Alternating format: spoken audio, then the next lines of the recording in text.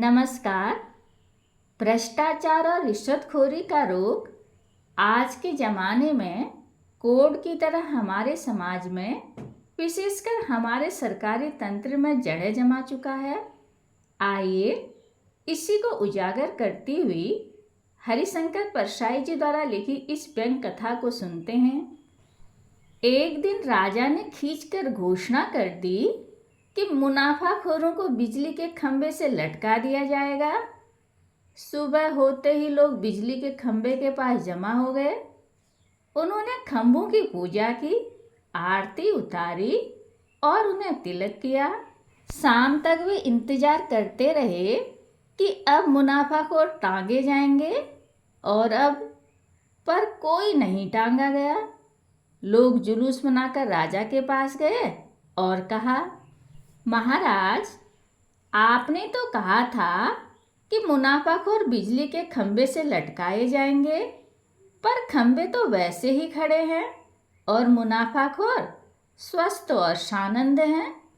राजा ने कहा है तो उन्हें खंभों पर टांगा ही जाएगा। थोड़ा समय लगेगा, टांगने के लिए फंदे चाहिए। मैंने फंदे बनाने का ऑर्डर दे दिया है। उनके मिलते ही सब मुनाफाखोरों को बिजली के खंभों से टांग दूंगा। भीड़ में से एक आदमी बोल उठा, पर फंदे बनाने का ठेका भी तो एक मुनाफाखोर ने ही लिया है। राजा ने कहा, तो क्या हुआ, उसे उसके ही फंदे में टांगा जाएगा। तभी दूसरा बोल उठा, पर वह तो कह रहा था कि फांसी पर लटकाने का ठेका भी मैं ही लूँगा। राजा ने जवाब दिया, नहीं, ऐसा नहीं होगा। फांसी देना निजी क्षेत्र का उद्योग अभी नहीं हुआ है।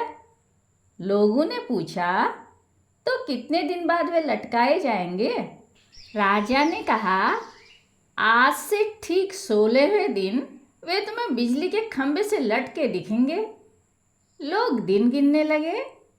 16वें दिन सुबह उठकर लोगों ने देखा कि बिजली के सारे खंभे उखड़े पड़े हैं। वे हैरान हो गए कि रात न आंधी आई न भूकंप आया, फिर वे खंभे कैसे उखड़ गए। उन्हें खंभे के पास एक मजदूर खड़ा मिला। उसने बतलाया कि मजदूरों से रात को ये खंभे उखड़वाए गए हैं। लोग उसे पकड़कर राजा के पास ले गए। उन्होंने शिकायत की, महाराज, आप मुनाफाखोरों को बिजली के खंभों से लटकाने वाले थे, पर रात में सब खंभे उखाड़ दिए गए। हम इस मजदूर को पकड़ कर लाए हैं। यह कहता है कि रात को सब खंभे उखड़वाए गए हैं। राजा ने मजदूर से पूछा, क्यों रे, किसके हुक्म से तुम लोगों ने खंभे उखाड़े? उसने कहा, सरकार, ओवरसियर साहब ने हुक्म दिया था। तब ओवरसियर बुलाया गया।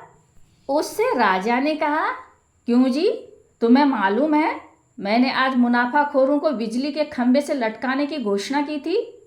उसने कहा, जी सरकार। फिर तुमने रातों रात खंभे क्यों उखड़वा दिए? सरकार, इंजीनियर साहब ने कल शाम हुक्म दिया था कि रात में सारे खंभे उखाड़ दिए जाएं। अब इंजीनियर बुलाया गया। उसने कहा, उसे बिजली इंजीनियर ने आदेश दिया था कि रात में सारे खंभे उखाड़ देना चाहिए। बिजली इंजीनियर से कैफियत तलब की गई तो उसने हाथ जोड़कर कहा, सेक्रेटरी साहब का हुक्म मिला था। विभागीय सेक्रेटरी से राजा ने पूछा, खंभे उखाड़ने का हुक्म तुमने दिया था? सेक्रेटरी ने स्वीकार किया, जी सरकार। राजा ने कहा, यह जानते हुए भी कि आज मैं इन खंभों का उपयोग मुनाफाखोरों को लटकाने के लिए करने वाला हूँ, तुमने ऐसा दुस्साहस क्यों किया? सेक्रेटरी ने कहा, साहब, पूरे शहर की सुरक्षा का सवाल था। अगर रात को खंभे न हटा लिए जाते तो आज पूरा शहर नष्ट हो जाता। राजा ने पूछा, यह तुमने कैसे जाना? किसने बताया तुम्हें? सेक्रेटरी ने कहा, मुझे विशेषज्ञ ने सलाह दी थी कि यदि शहर को बचाना चाहते हो तो सुबह होने से पहले खंभों को उखाड़ दो। राजा ने पूछा, कौन है यह विशेषज्ञ? भरोसे का आदमी है? सेक्रेटरी ने कहा, बिल्कुल भरोसे का आदमी है सरकार। घर का आदमी है, मेरा साला होता है। मैं उसे हुजूर के सामने पेश करता हूँ। विशेषज्ञ ने निवेदन किया, सरकार, मैं विशेषज्ञ हूँ और भूमि तथा वातावरण की हलचल का विशेष अध्ययन करता हूँ। मैंने परीक्षण द्वारा पता लगाया कि जमीन के नीचे एक भयंकर प्रवाह घूम रहा है। मुझे यह भी मालूम हुआ कि आज वह बिजली हमारे शहर के नीचे से निकलेगी। आपको मालूम नहीं हो रहा है, पर मैं जानता हूँ कि इस वक्त हमारे नीचे भयंकर बिजली प्रवाहित हो रही है। यदि हमारे बिजली के खंभे जमीन पर गड़े रहते तो कुछ बिजली खंभों के द्वारा ऊपर आती और उसकी टक्कर अपने पावर हाउस की बिजली से होती। तब भयंकर विस्फोट होता, शहर पर हजारों बिजलियां एक साथ गिरती।